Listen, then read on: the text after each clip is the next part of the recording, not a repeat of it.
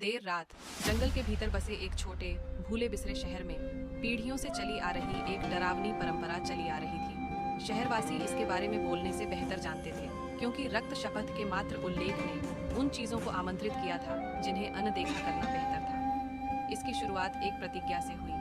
गुप्त रूप से ली गई एक प्रतिज्ञा केवल अंधेरे की आड़ में फुसफुसाकर कही गई। युवा पुरुष और महिलाएं अपनी वफादारी साबित करने के लिए उत्सुक होकर पहाड़ी पर स्थित परित्यक्त चर्च में इकट्ठा होते थे, जहाँ की हवा सड़न से भरी हुई थी और उनके पैरों के नीचे की जमीन प्राचीन शक्ति से कांप रही थी। अनुष्ठान सरल था, फिर भी भयावह था। खून की एक बूंद, हाथ की हथेली पर खींचा गया एक छोटा लाल निशान, जिसे फिर पुरानी पत्थर की वेदी पर दबाया गया। ये किसी की आत्मा को शहर के भूले हुए देवताओं से जोड़ने का पहला कदम था। छाया के प्राणी, जो केवल रक्त के कार्य से अधिक की मांग करते थे, उन्होंने भक्ति की मांग की, उन्होंने आत्माओं की मांग की। शहर में आए एक बाहरी व्यक्ति मैगी ने इस प्रथा के बारे में और उन्हें महज अंधविश्वास कहकर खारिज कर दिया था।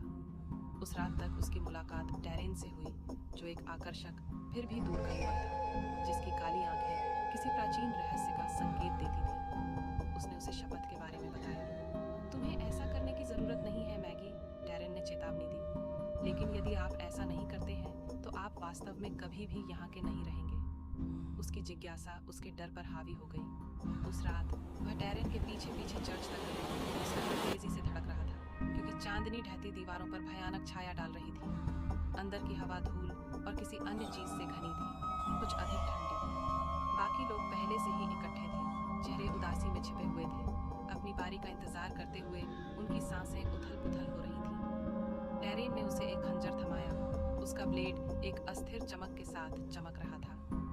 तुम्हें केवल एक बूंद की जरूरत है, वह फुसफुसाए। जब मैगी ने ब्लेड को अपनी हथेली पर रखा तो उसकी उंगलियां कांपने लगीं। उसका तेज उसकी त्वचा को आसानी से छेद रहा था। जैसे ही खून वेदी पर टपका, कमरे में अप्राकृतिक ठंड फैल गई।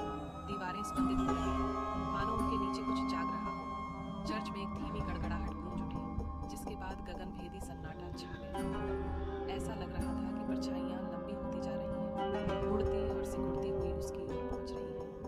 मैगी की दृष्टि धुंधली हो गई और उसने अपनी आंख के कोने में उन्हें देखा। उन लोगों की आंखें जिन्होंने उससे पहले शपथ ली थी, उनके चेहरे पीड़ा से मुड़ गए थे। उन्होंने नहीं छोड़ा था, वे अभी भी वहीं थे। उनकी आत्माएं किसी ऐसी चीज की चपेट में फंसी हुई थी जिसकी उन्होंने कभी कल्पना भी नहीं की थी। अचानक डैरेन की आवाज ने तनाव को कम कर दिया। अब आप बाध्य हैं, हम सब बाध्य हैं। मैगी ने चीखने की कोशिश की, लेकिन कोई आवाज नहीं निकली। परछाइयां अंदर बंद हो गईं और वेदी खुल गई, जिससे स्याह कालेपन का शून्य दिखाई देने लगा। दूरी में प्राचीन देवताओं की फुसफुसाहट तेज हो गई। शाश्वत आस्था के गाने उसके कानों में गूंज रहे थे। अचानक भयावह एहसास के साथ मैगी समझ गई, रक्त शपथ सिर्फ एक प्रतिज्ञा नहीं थी, यह एक जेल थी, और अब वह इसका हिस्सा थी। आखिरी चीज जो उसने देखी वह डैरेन की टेढ़ी मेढ़ी मुस्कान थी। उसकी आंखें उसी अपवित्र आग से चमक रही थीं, जैसे उन परछाइयों ने जिसने उसे पूरी तरह निगल लिया था।